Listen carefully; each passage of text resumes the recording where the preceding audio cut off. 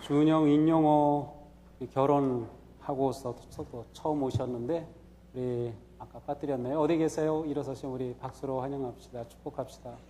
네, 축하합니다.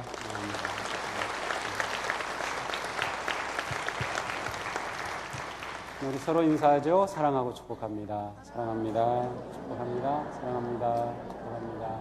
사랑합니다. 반갑습니다.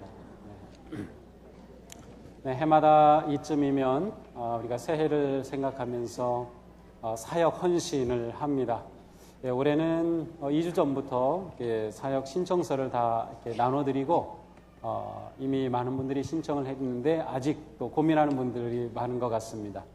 그래서 오늘은 사역 신청 주일이라고 할까요? 이렇게 우리가 지키고 있습니다. 오늘 본문에서 사도 바울은 말씀하죠. 우리는 하나님의 작품입니다. 영어로 보면 masterpiece라고 하는데 하나님이 만드신 아주 최고의 걸작품이라는 뜻이죠. 선한 일을 하게 하시려고 하나님께서 그리스도 예수 안에서 우리를 만드셨습니다. 하나님께서 이렇게 미리 준비하신 것은 우리가 선한 일을 하며 살아가게 하시려는 것입니다.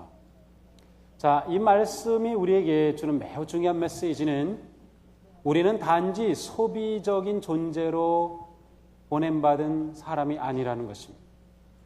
요즘은 자본주의 문화 속에서, 자본주의 사회 속에서 이 소비가 미덕인 사회입니다. 그러나 소비가 미덕은 아닌 것 같아요.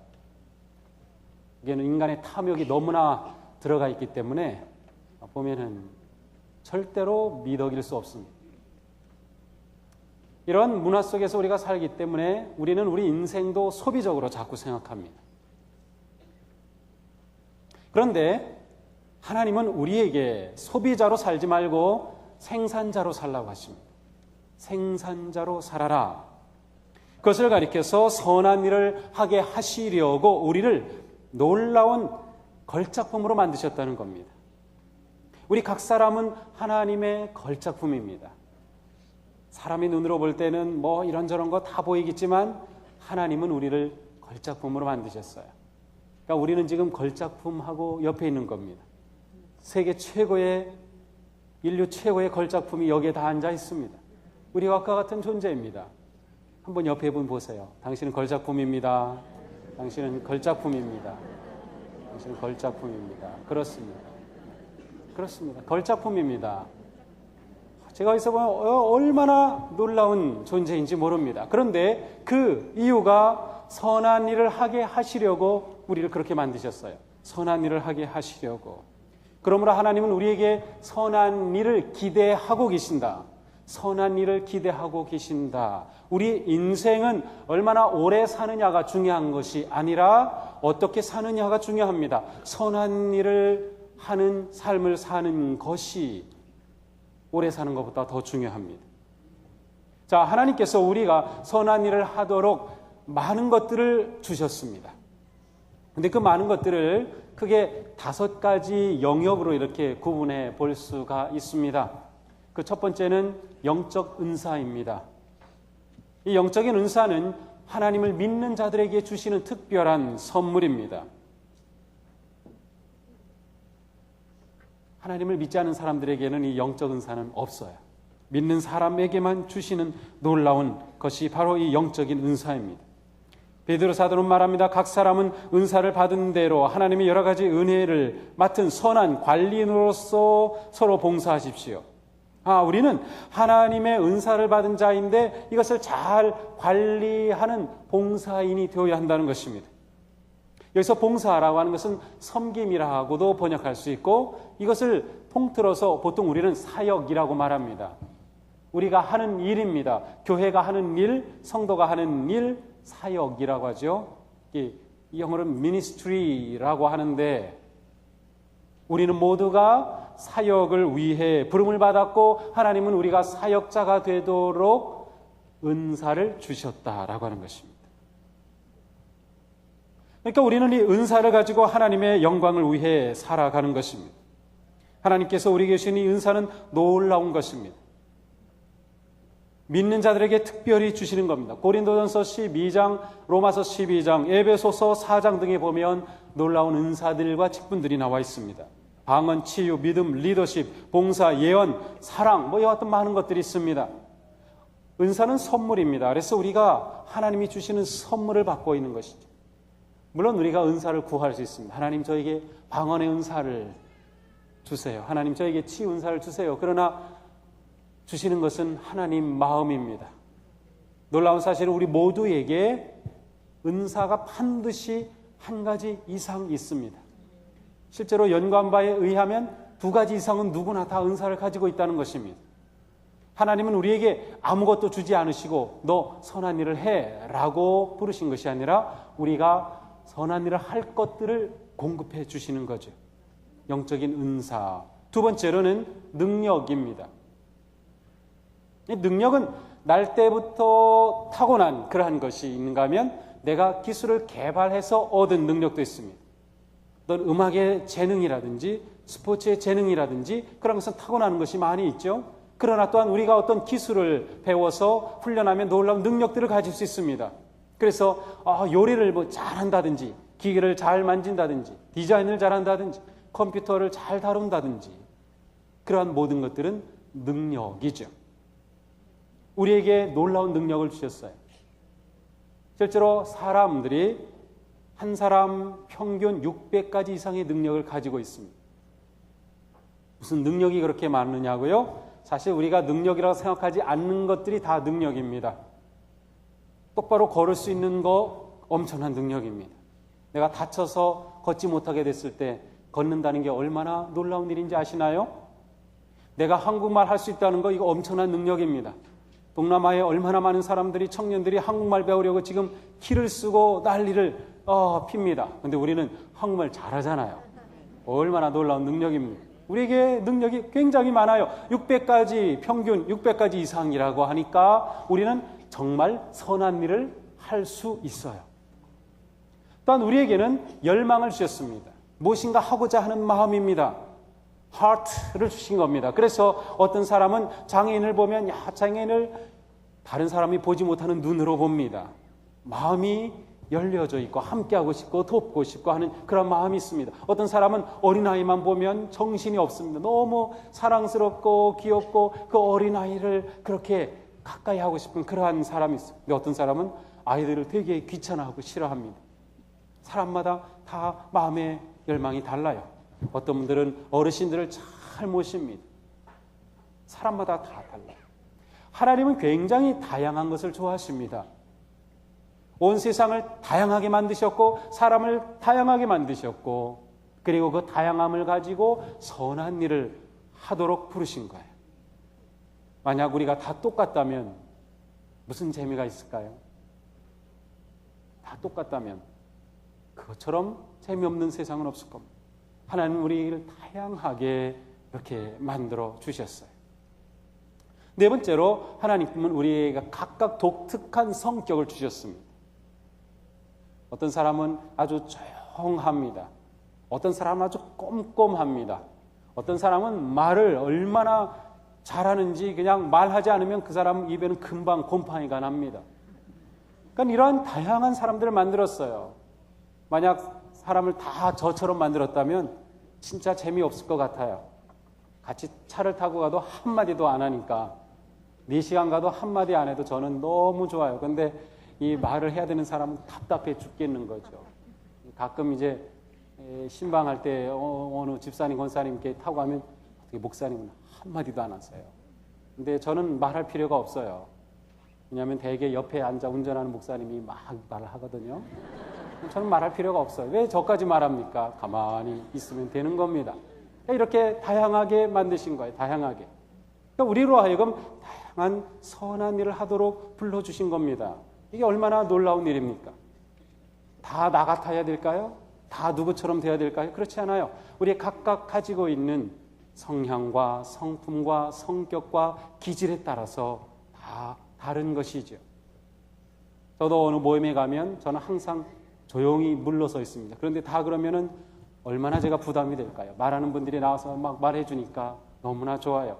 나서는 분들이 막 말해 주니까 어떤 분들은 일을 막 버려요. 막 이거 하자 버리고서 막상 하려고 보면 없어요.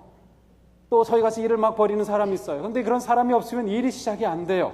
그런데 그런 일이 벌어지면 거기에 들어가서 또 그 일을 잘 하는 사람들이 있어요. 아주 꼼꼼한 분들이 있어요. 숫자 하나도 안 틀려요. 그런 분들은 다 그렇지는 않겠지만 가끔 예배 드리다가 약간 지루해지면 이렇게 펴기 시작해가지고 철자 틀린 거, 숫자 틀린 거 다 이렇게 하나씩 다 표시합니다. 얼마나 꼼꼼한지 몰라요. 뭐 요즘은 그런 분이 안 계시는데 다 해가지고 또 목사님 하고 딱 주면은 주보가 온통 다 막 그런 경우 있어요. 이런 분들은 뭐 재무부에 들어가서 계산하고 정리하는 거 맡기면 아주 정확합니다. 아주 행정적인 거 분명합니다. 이런 사람들이 필요한 거예요.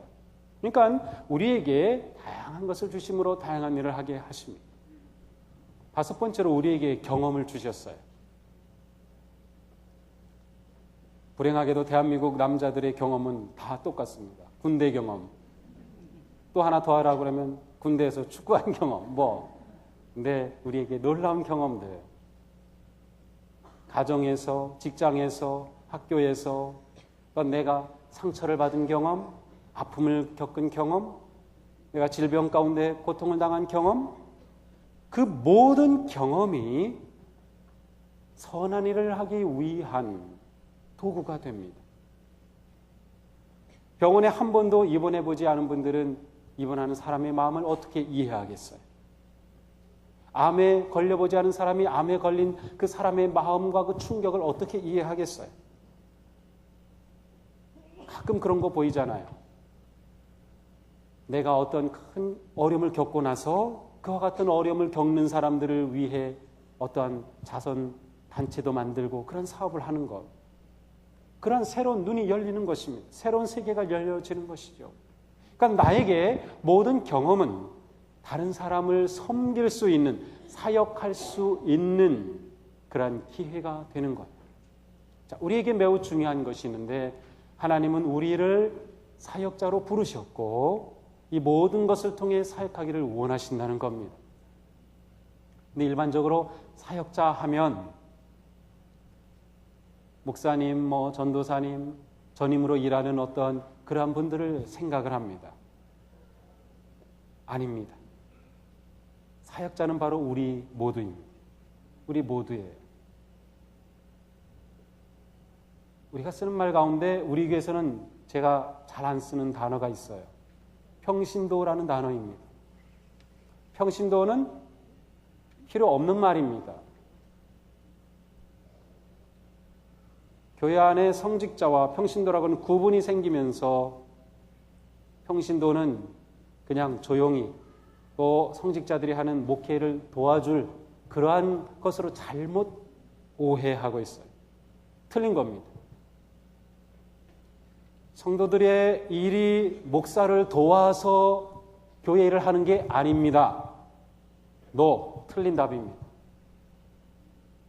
목사가 성도를 위해 존재합니다. 목사의 책임은 성도들이 하나님이 주신 것으로 선한 일을 할 마음을 일으키고 할 수 있도록 양육하고 말씀으로 훈련하고 이끌어주는 것이 목사, 전도사, 교회 지도자들의 역할입니다.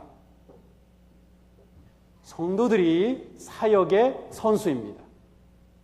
그런데 잘못된 구조를 가지고 있어요. 경기장에서 막 선수로 뛰면은 많은 사람들이 환호하고 박수치고 합니다. 거기에는 코치도 있습니다. 그런데 우리가 잘못 생각하는 것은 목사가 선수로 생각합니다. 그래서 농구 코트장에서 막 뛰는 선수가 목사라 생각해요. 우리 목사님 잘합니다. 저희가 도와줍니다. 응원합니다. 아닙니다. 여러분들이 사역자입니다. 여러분들이 사역의 주인공이고 선수는 바로 성도들입니다. 제 역할은 무엇인가요? 그 사역을 잘 하도록 격려하고 도와드리고 돌보고 말씀으로 가르치고 예배를 준비하고 인도하는 것이 목사의 일입니다.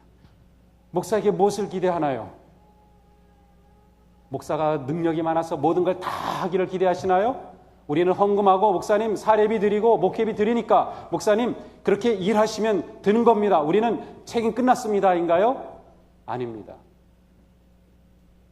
차라리 그럴 바에는 저에게 생활비 주지 마시고 목회비 주지 마시고 여러분들이 그거 가지고 사역하세요.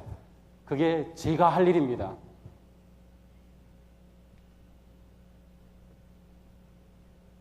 그러니까 많은 성도님들이 목사에게 목사님 저 좀 일하게 해주세요.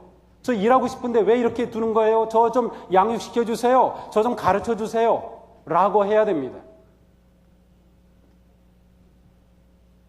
그래서 저는 코치가 되는 겁니다. 코치가 어떻게 할지 모든 동작을 가르쳐주고 잘못된 거 잡아주고 하면서 탁월한 운동선수로 키우죠. 운동선수 스스로 탁월한 사람은 없습니다. 아무리 골프를 잘 치는 최경주 선수라도 혼자 절대로 못합니다. 반드시 코치가 있어요. 타이거 우즈도 코치를 따라서 합니다. 발전이 안 될 때는 코치까지 바꾸죠. 탁월한 성도가 되고자 하는 열망, 내가 선한 사역을 해야 되겠다는 그 열망감이 우리 가운데 있어야 되는 거예요. 하나님이 우리를 부르신 목적이 거기에 있기 때문입니다. 그러므로 목사는 여러분을 위한 섬김이 일 뿐입니다. 1인 1사역이라고 하는 것은 교회의 모든 성도들이 하나님이 주신 모습, 모양으로 제가 5가지를 말씀드렸는데요. 영적인 은사, spiritual gifts, 그 다음에 마음의 열망, heart, 능력, ability, 성격, personality, 경험, experience. 이 글자를 따서 shape가 됩니다. 모양입니다. 하나님은 우리를 부르신 모양을 가지고 선한 일을 하기를 원하셔요. 그리고 저를 동수교회 목사로 세우신 것은 제가 성도님들을 잘 섬겨서 이와 같은 모양으로 사역을, 선한 일을, 하나님의 나라를 세우는 이 복된 일을 하도록 하기 위해서요. 그거 아니면 우리 교회 목사님들이 있을 이유가 없어요. 전도사님들이 있을 이유가 없어요. 직접 하는 사역도 있지만 바로 성도님들을 세우는 것, 그것보다 더 중요한 건 없어요. 그렇게 세우기 위해서 설교를 하는 거고, 그렇게 세우기 위해서 양육을 하고 가르치는 거고, 제자 훈련을 하는 겁니다. 우리가 하나님을 닮고 하나님의 영광 앞에 서야 그렇게 되기 때문에 우리는 이 예배를 드리는 것이죠. 과연 나는 하나님이 나에게 주신 이러한 모습을 가지고 하나님을 향해 선한 사역에 힘쓰고 있는가? 자, 우리가 이렇게 힘쓴다고 할 때 그것은 곧 예수님을 닮는 것입니다. 예수님을 따라가는 것과 같습니다. 예수님은 우리의 모든 사역의 모범이 되십니다. 자, 예수님은 우리에게 사역의 어떤 모범을 보여주셨나요? 가장 중요한 3가지가 있는데 첫 번째로는 즉각 반응하셨습니다. 예수님이 이 땅에 오신 것은 나를 섬김을 받으려 함이 아니라 섬기러 왔다 하고 사명 선언을 하셨고, 예수님은 그 섬기는 삶을 사셨습니다. 그때 예수님은 즉각적이었습니다. 길을 가시다가 나사렛 예수여 저를 불쌍히 여기소서 보시고 즉각 고쳐주십니다. 죄의 용서를 선포하십니다. 그리스도의 복음으로 만져주십니다. 즉각적입니다. 다른 말로 말하면 네, 저는 언제든지 쓰임 받을 준비가 되어 있습니다 라고 하는 거죠. 오늘 주님께서, 성령님께서 우리의 마음에 너 이거 하면 어때? 하고 아마 톡 말씀하실지도 모릅니다. 그때 우리는 안 돼요. 저 바쁜 거 아시잖아요. 제가 얼마나 힘든지 아시잖아요. 제가 조금 시간 더 되면은, 제가 좀 여유가 좀 생기면은, 제가 좀 더 준비되면이라고 자꾸 말하고 싶죠. 아닙니다. 즉각적으로 순종하는 겁니다.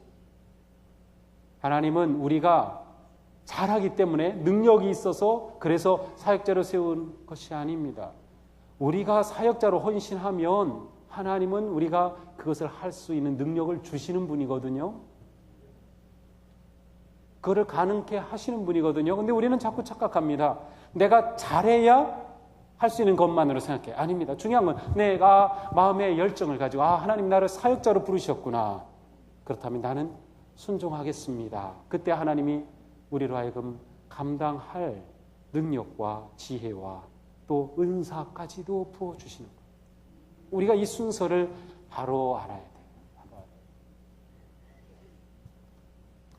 섬기는 것은 바로 예수님처럼 잘 준비가 되는 것이다. 그 준비라고 하는 것은 즉각적으로 순종할 마음을 말하는 것이죠. 자, 두 번째로는 감사하는 마음으로 일하는 것입니다. 예수님은 모든 사역에 하나님께 늘 감사하셨어요. 감사할 수 없는 상황에서, 심지어 나사로가 죽어서 무덤에 갇혔는데도 거기서 예수님의 입에서는 하나님 감사합니다라고 기도가 나왔습니다. 사역이 감사로부터 나와야 합니다. 왜 감사인가요? 그것은 내가 누구인가를 아는 내 정체성에서 오는 것입니다. 하나님이 나를 사랑해 주셨다. 나를 사랑하셔서 예수 그리스도의 놀라운 십자가의 은혜로 나를 구원해 주셨다. 성령님을 통하여 나에게 삶의 용기와 지혜와 능력을 주신다. 이 놀라운 하나님의 사랑에 대한 감사, 나는 하나님의 아들이고 딸이다라고 하는 그러한 내 정체성에 대한 확신이 있다면 우리는 그 감사로부터 자연스럽게 선한 일이 나오며 그 선한 일을 감사로 하게 되는 거죠. 만약 사역을 하다가 이게 불평의 이유가 되기 시작한다면 내가 하나님께 감사하는지 물어보세요. 감사하는 마음이 사라지면 내가 누군가를 잊어버린 것입니다. 거기서 사역의 기쁨은 없는 거예요. 예수님은 모든 일을 감사함으로 하셨어요. 예수님은 세 번째로 충성스러우셨어요. 충성스럽다고 하는 것은 끝까지 마음을 지키는 것입니다. 예수님은 섬기러 오셨는데 어디까지 섬기셨는가 하면 십자가에 죽기까지 끝까지 가신 겁니다. 끝까지. 우리가 사역에 헌신하면 우리 교회에서는 대체적으로 1년이 기간입니다. 그래서 1년 동안 사역에 헌신합니다. 우리가 2014년도 헌신하면 우리가 기대하기는 1년은 이 사역에 참여하는 것입니다. 끝까지 참여하는 거죠. 처음에 한두 달 열심히 막 하다가 사라지는 게 아닙니다. 내가 하나님 앞에 헌신한 것을 끝까지, 그게 충성이에요. 예수님은 끝까지 하셨어요. 우리가 이렇게 끝까지 충성함으로 할 때 그 사역을 통해 우리는 예수님을 닮아가는 것이죠. 그래서 우리 안에 아주 뭐라고 할까요? 작은 예수님들이 가득한 겁니다. 이 불교인들이 인사할 때 뭐라고 하죠? 이게 불교에 심취했다 오신 분들 뭐라고 인사나요, 보통? 성불하세요. 성불하세요. 부처 되세요라는 뜻이죠. 굉장히 정말 중요한 의미입니다. 우리는 그런 인사를 하나요? 예수님 되세요. 그렇죠? 예수님 닮으세요. 우리 예수님 닮으세요. 그런 의미입니다. 사역에서 예수님을 닮는 것. 사역을 통해 예수님을 닮아가는 것입니다. 그러니까 우리는 이 사역이라고 하는 것이 얼마나 중요한지를 알 수 있어요. 자, 이렇게 우리가 사역하는 것은 우리의 삶을 소비적으로 자꾸 생각하기 때문에 내 일상의 삶이 있는데, 내가 살아가는 삶이 있는데 그 중에서 얼마를 교회와 관계된 일에 내가 써버린다고 자꾸 생각합니다. 그게 아니고 창조적인 인생을 사는 겁니다. 사역은 내 삶의 연장입니다. 익스텐션입니다. 내 삶이 확장되는 겁니다. 내가 믿음 생활하면서 무슨 사역을 한다고 할 때 그것은 내 삶이 하나님께서 넓혀주시는 겁니다. 그게 풍요로운 삶이 되는 거예요. 그러니까 사역에 대한 이해가 바뀌어져야 됩니다. 자꾸 내가 시간을 떼어서 뭐 하고 재물을 떼어서 하는 거 자꾸 소비적으로 생각하시지 마시고, 사역은 내 삶이 점점 넓어지고 삶의 영역이 확장이 되며 하나님의 풍요하심의 은혜의 세계로 넓어지는 것이 사역이에요. 그러므로 사역에 참여한다는 것은, 사역에 헌신한다는 것은 내 인생이 아름답게 펼쳐지는 것입니다.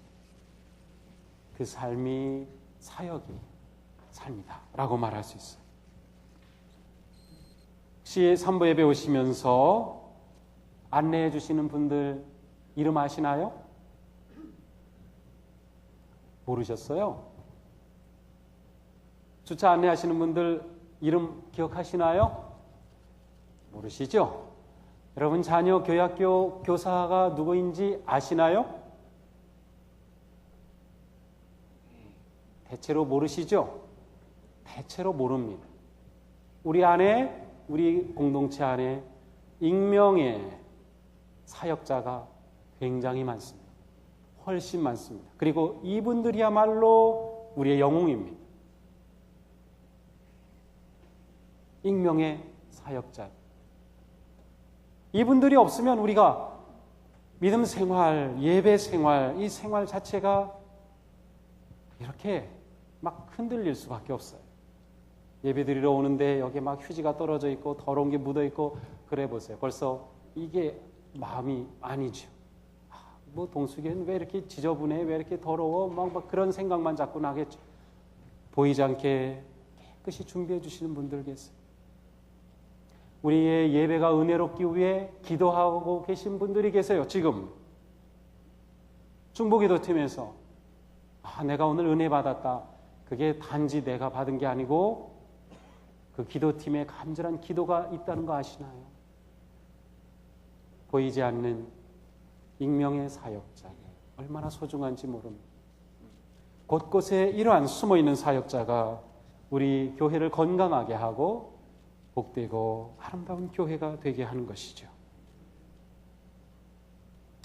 지금 한국에 살아계신 가장 최고령의 목사님이 계신데 영등포교회 원로이신 방지일 목사님이십니다. 이분이 올해 103세, 104세 되시는데 이제 굉장히 연세가 많으시죠. 지금도 아주 정정하셔요. 얼마 전에 우리 교회에서 이게 결혼식 할 때 축도하러 오셨었는데 제가 좀 사진도 찍고 대화하려고 했는데 이 신랑 신부하고 사진 찍는 동안에 가버리셔가지고 제가 너무 아쉬웠어요. 근데 이분이 100세 되시면서 인터뷰하실 때 하신 말씀이 있어요. 목사님, 어떻게 이렇게 100세가 되셔도 열정적인 그러한 목회의 삶을 사시나요? 그때 하신 말씀이 뭔지 아시나요? 한 번 설교를 한 적이 있는데 나는 녹슬기를 원치 않습니다. 나는 달아 없어지기를 원할 뿐입니다. 녹쓰는 인생 살 건가요? 하나님이 나에게 주신 능력, 영적인 은사, 마음의 열망, 경험, 내게 주신 성격 낭비할 것인가요? 아니면 달아 없어지는 멋스러운 인생이 될 것인가요? 지난 5일에 넬슨 만델라 위대한 지도자가 타계했죠. 27년이나 감옥살이 했습니다. 그러나 27년이 그분에게는 낭비한 인생이 아니었습니다. 그런 27년 그 안에 있으면서 거기서 계속해서 그의 삶을 연마했습니다. 인생을 낭비하지 않기로 한 것이죠. 감옥조차도 인생을 낭비하지 않게 만든 것입니다. 그것이 위대한 인생이 되었습니다.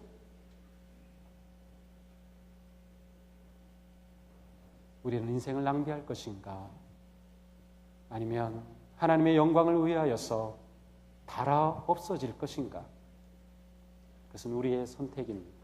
그리고 우리의 선택이 내 삶을 만들어가게 될 것입니다.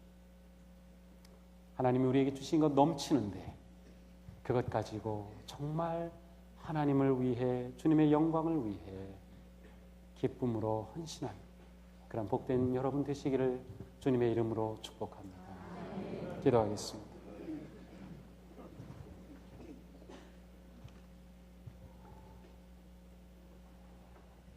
하나님은 우리 모든 것의 주인이십니다. 주님께서 쓰시겠다고 우리를 부르셨는데 우리는 주저하면서 저에게 시간이 없습니다. 여유가 없습니다. 상황이 아닙니다. 계속 우리는 거절하기만 하였습니다. 그러나 주님, 정말 저희들의 인생이 녹슬어 없어지는 인생이 아니라 닳아서 쓰임받는 인생이 되기를 원합니다. 우리에게 주신 것이 넘치도록 많은데 이것을 썩혀 묻어주지 아니하고 주님의 나라를 위해, 주님의 영광을 위해 진정한 변화와 사랑과 섬김을 위해 쓰임받는 복된 인생이 되게 하여 주시옵소서. 예수님을 닮은 섬김이들, 예수님을 닮은 사역자들, 진정한 사역의 주인이 바로 우리가 되어서 하나님의 영광을 드높이는 복된 인생이 되게 하여 주시옵소서. 예수님 이름으로 기도합니다. 아멘.